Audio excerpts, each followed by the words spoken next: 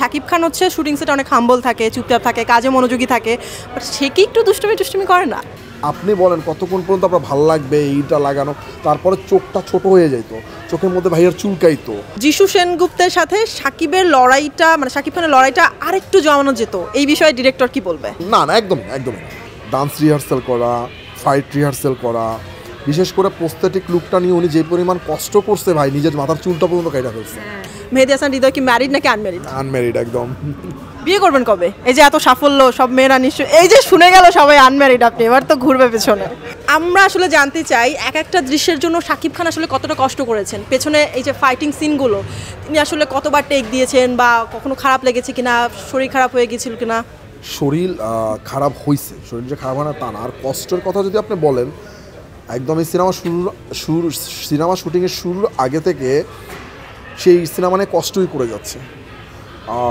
Script নিয়ে বসা, আমরা কিভাবে করতে চাই সেটা, ডান্স রিহার্সাল করা, ফাইট রিহার্সাল করা, বিশেষ করে প্রস্থেটিক লুকটা নিয়ে উনি যে পরিমাণ কষ্ট করছে ভাই, নিজের মাথার চুলটা পর্যন্ত কাটা ফেলছে।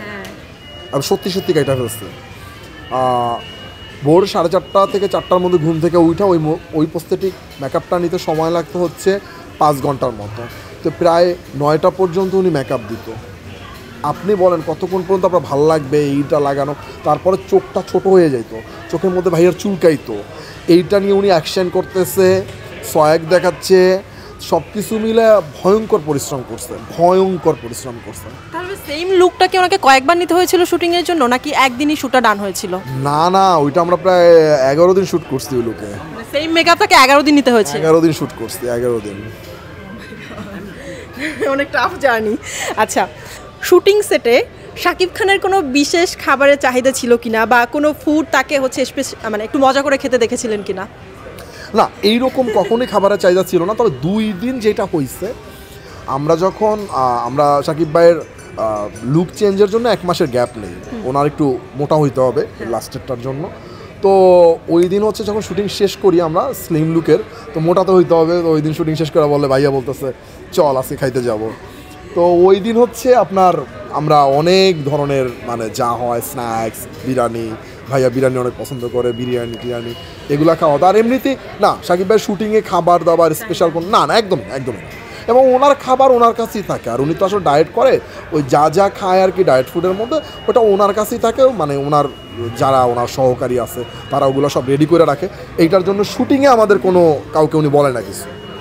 তার মানে আরিয়ান মির্জার যে প্রথম দিকের ক্যারেক্টারটা, সেটার পরে সে গ্যাপ নিয়ে মোটা হয়ে তারপর লাস্টের সিনগুলোর জন্য ওয়েট বাড়িয়েছে। হ্যাঁ, আপনারা এটা স্ক্রিনে দেখলে বুঝবেন 1 মাসের একটা গ্যাপ নিছিল। এবং আমি বলছিলাম লুক চেঞ্জের জন্য আমাদের একটু সময় লাগতেছে, তখন এটার ইস্যুটাকে অনেকে অন্যভাবে নিয়ে গেছিলো, এদিকে শিডিউল ফাঁসাইছে। আসলে তা না, তখন তো আমরা বলতে পারতেছিলাম না যে আমরা এর পরের লুকে মোটা দেখতে চাই। এই যে পুরো বাংলাদেশে একদম হইচই পড়ে গিয়েছে শাকিব খানকে নিয়ে, সো শাকিব খানের আসলে রিয়াকশন কি বরবাদ নিয়ে, এবং উনি আসলে কবে হলে এসে দেখবেন সবাই জানতে চাচ্ছে।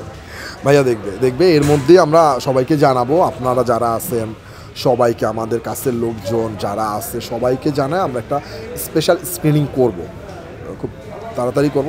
আর ভাইয়া খুবই খুশি, ভাইয়া অসম্ভব খুশি। আসলে hit blockbuster, all time blockbuster ব্যাপারটা তা না, এগুলা আমাদের মেগাস্টার অনেক দেখে আসছে তার জীবনে। ওনার খুশিটা হচ্ছে যে বাংলা সিনেমার এই দুঃসময় আসার পরে এই যে সিনেমাগুলো ভালো যাচ্ছে, সিনেমা হলে মানুষ যাচ্ছে, এইটার জন্য আসলেই অনেক খুশি। এরপরে যে নতুন ছেলেটাকে যে উনি একটা সুযোগ দিল, বিশ্বাস করলো, আমি যে বিশ্বাসের জায়গাটা রাখতে পারছি, এই জায়গার জন্য ভাইয়া খুশি। বুঝতে পারছি। কিন্তু আপনার ভাইয়া কেন আড়ালে থাকে? সবাই তাকে পাচ্ছে না, বলো কোথায় শাকিব ভাইয়া? এই যে আপনি এই কথাটা বললেন, হয়তো এর জন্যই আড়ালে থাকে। I think so. আচ্ছা, আমি তো শুনি সবসময় সবাই বলে যে শাকিব খান হচ্ছে শুটিং সেটে অনেক হাম্বল থাকে, চুপচাপ থাকে, কাজে মনোযোগী থাকে, বাট সে কি একটু দুষ্টুমি করে না? করে, মাঝে ফান করার সিচুয়েশন হইলে করে। কিন্তু যখন সিরিয়াস কোনো ক্যারেক্টারে থাকে, যখন ইমোশনাল একটা সিন, মানে উনি আসলে হয় কি, শাকিবে অলওয়েজ ক্যারেক্টারটার মধ্যে থাকে। আপনাকে যখন উনি লক করবে যে এই কাজটা আমি করবো, এই গল্পটা আমি করবো, তখন থেকে ওই গল্পটার মধ্যে উনি থাকা শুরু করে।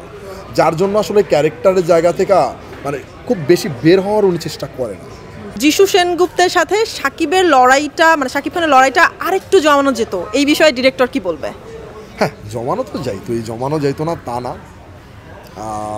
চাইলেই আমরা করতে পারতাম, কিন্তু আমাদের একটা লিমিটেশন তো আছে। ধরেন এটা জমানোর জন্য আরও একদিন ফাইট করানো লাগতো, সত্যি কথা একদম অনেস্টলি বলতেছি।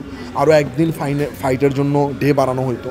আর আমরা যেইখানে শুটিং করতেছিলাম ওইটা যে কী পরিমাণ কস্টলি আপনার কোনো আইডিয়া নেই। একটা পাহাড়ের উপরের মধ্যে আমরা 4টা দিন শুটিং করছি, মানে প্রডিউসারের বাজেট আরও অনেক বেশি বাইরে যেত, এই আর কি। তবে ইনশাল্লাহ নেক্সট টাইম মাথায় রাখবো, অনেক কিছু তো শিক্ষা, আমি যে পারফেক্ট বানায় ফেলছি বিষয়টা তা না। এই যে দর্শকরাও ধরাইয়া দিচ্ছে, কিছু মানুষ বলতেছে, এর পরবর্তী যখন নির্মাণটা করতে যাবো হয়তো বা এইগুলো ছোটোখাটো কিছু ব্যাপার মাথায় রাখবো। এবার একটু আপনার দিকে আসি। মানুষের হচ্ছে মেহেদী হাসান হৃদয়কে নিয়ে গুগল করছে, ইউটিউব করছে, তার পরিচয়, তার বাড়ি কোথায়, সে ম্যারিড নাকি আনম্যারিড। সো আমার প্রথম কোশ্চেন, মেহেদী হাসান হৃদয় কি ম্যারিড নাকি আনম্যারিড? আনম্যারিড একদম। বিয়ে করবেন কবে? এই যে এত সাফল্য, সব মেয়েরা নিশ্চয়ই, এই যে শুনে গেল সবাই আনম্যারিড, আপনি এবার তো ঘুরবে পেছনে।